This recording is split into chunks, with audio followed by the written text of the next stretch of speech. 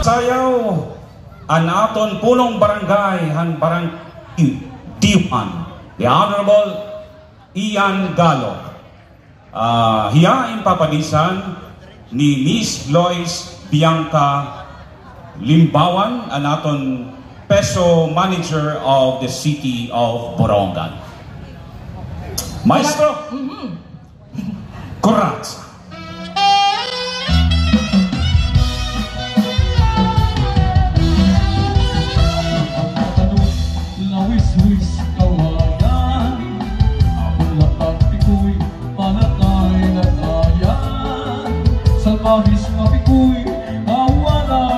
Barangay D1, ihay papalisan ni Miss Lois Bianca Limbawan, Peso Manager at Ciudad Borongan.